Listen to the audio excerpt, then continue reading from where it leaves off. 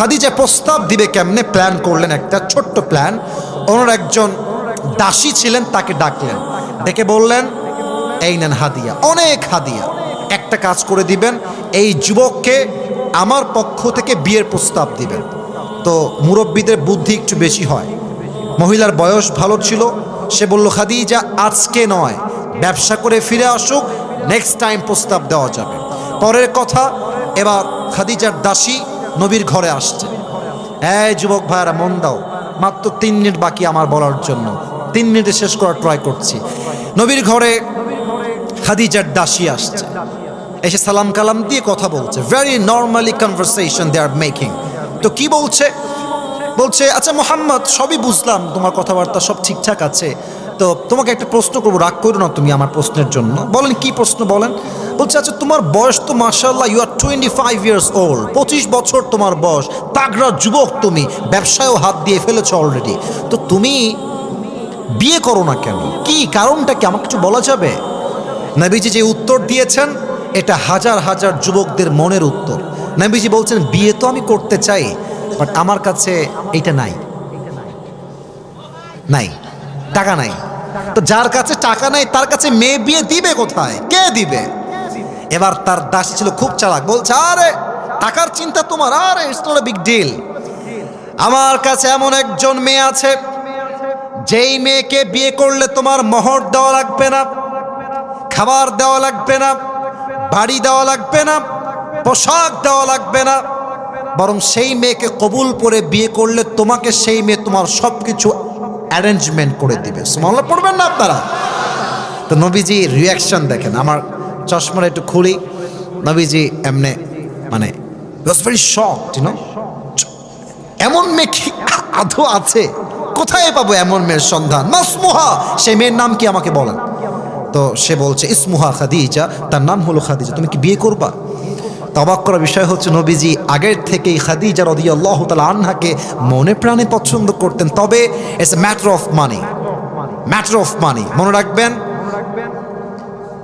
বড়লোক ঘরের ছেলে গরিব ঘরের মেয়েকে বিয়ে করে, বাট বড়লোক ঘরের মেয়ে কখনো গরিব ঘরের ছেলেকে বিয়ে করে না। তো নবীজি ভাবছে প্রস্তাব দিব কেমনে, আমি তো গরিব ঘরের ছেলে। তো প্রস্তাব খাদিজার পক্ষ থেকে আগে আসছে। তো নবীজি বলছে আপনি যান, আমি কালকে আমার চাচা আবু তালেবকে নিয়ে বাসায় আসবো, ওখানে ফাইনাল ডিসিশন আমরা মেক করব। তো দাসী চলে আসছে, তারপরের দিন নবীজি চাচাকে নিয়ে গিয়েছেন খাদিজার বাসায়। তো আবু তালেব বলছে খাদিজা আপনি কি শিওর, আর ইউ 100% কনফার্ম যে আপনি তাকে বিয়ে করবেন, মোহাম্মদকে বিয়ে করবেন?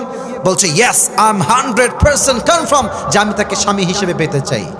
তো এবার আবু তালেব বলছে খাদিজা আমরা প্রস্তাবে রাজি আছি, তবে একটা কথা বলতে চাই, আমার ভাতিজার কাছে টাকা পয়সা কিছু নাই, বাড়ি গাড়ি কিছু নাই, তবে এতটুকু বলবো আমার ভাতিজার মতো আদর্শবান চরিত্রবান এই তল্লাটে দ্বিতীয় আর কেউ নাই যুবক ভাড়া, ঠিক কিনা বলে?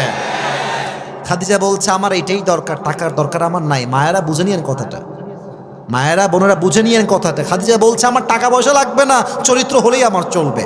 তো কি করা যায়, এখন বিয়ে হবে। এখন আবু তালেব বলছে খাদিজা আমরা আপনাকে কি মোহর দিব?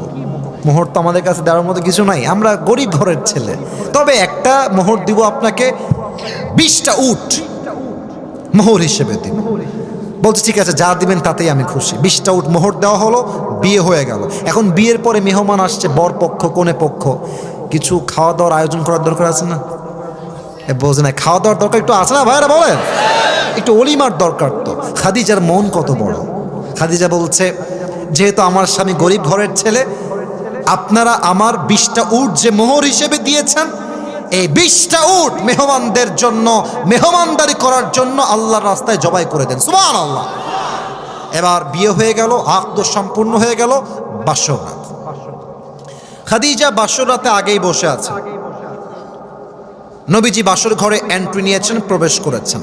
হাদিসের শেষাংশে আমি আছি, এটাই শেষাংশ। নবীজি এসে খাদিজার পাশে বসেছে। তো নবীজি একটু নার্ভাস, মানে প্রথম বিয়ে হলে যা হয় আর কি, হ্যাঁ, বাসরাতে সবাই নার্ভাস ফিল করে, নবীজিও নার্ভাস। তো নবীজি চুপচাপ বসে আছে, খাদিজাও চুপচাপ বসে আছে। তো তো খাদিজা যেহেতু আগের থেকে একটু অভিজ্ঞ মানুষ, নবীর চাইতে একটু বেশি, তো খাদিজা নিজের থেকেই বলছে, আচ্ছা আপনি কি জানেন যে আমি আপনাকে স্বামী হিসেবে কেমনে পেয়েছি? আপনি কি জানেন এটা?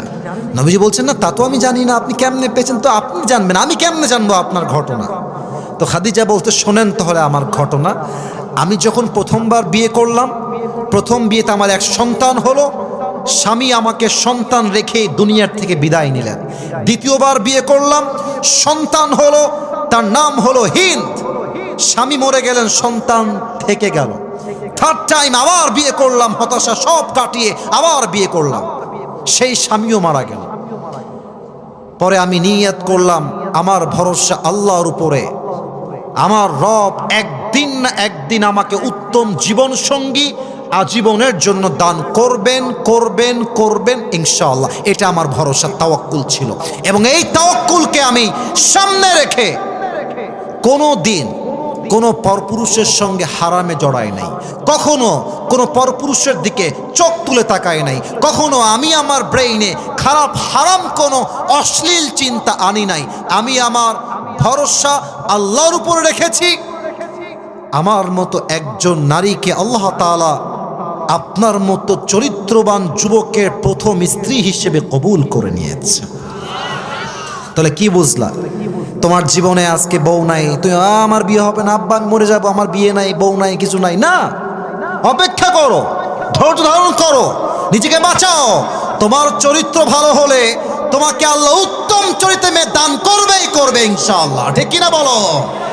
অতএব যত কষ্টই আসুক, দুইটা বিষয়ে মাথা রেখে চলবেন। এক হলো ধৈর্য, দুই হচ্ছে তাওয়াক্কুল। ধৈর্য মানে কি? একদিন না একদিন ভালো ফলাফল আসবে। তাওয়াক্কুল মানে কি? আমার বিশ্বাস আমার রব আমাকে কখনো ঠকাইতে পারে না। সবাই এই দুইটা গুণ রাখতে রাজি আছেন তো ইনশাআল্লাহ?